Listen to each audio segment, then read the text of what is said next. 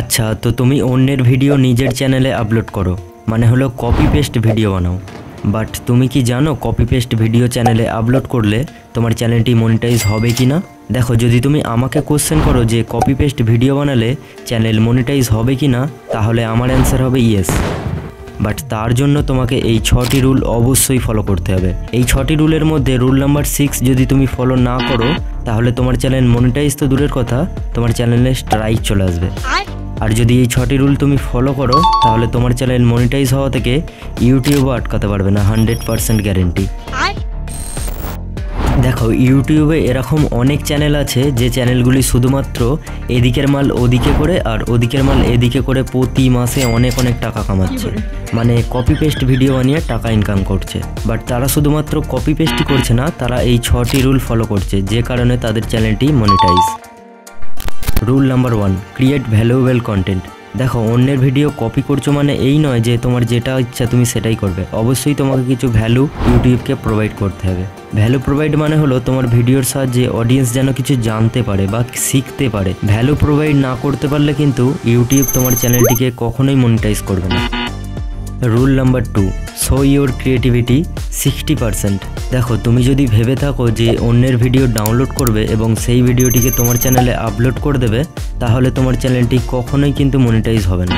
তোমাকে নিজের ক্রিয়েটিভিটি অবশ্যই দেখাতে হবে।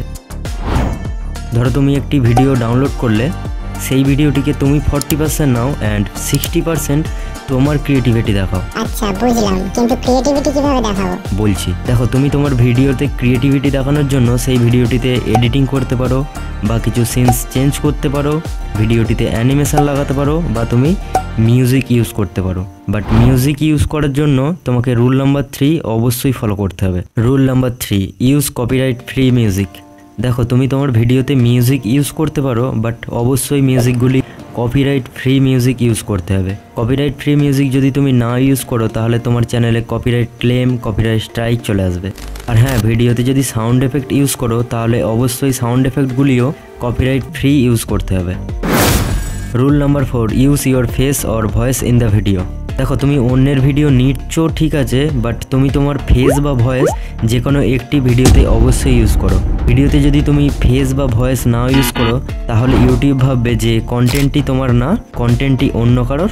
আর যখন তুমি চ্যানেলটি মনিটাইজেশনের জন্য অ্যাপ্লাই করবে, তখন কিন্তু তোমার চ্যানেলটি রিজেক্ট করে দেওয়া হবে রিইউজড কন্টেন্টের জন্য। Rule number 5, don't use the same look in every video. এই রুলটি স্পেশালি যারা রিয়াকশান ভিডিও বানায় তাদের জন্য খুবই ইম্পর্টেন্ট। দেখো, রিয়াকশান ভিডিও মানে হচ্ছে অন্যের ভিডিও দেখে রিয়াক্ট করা।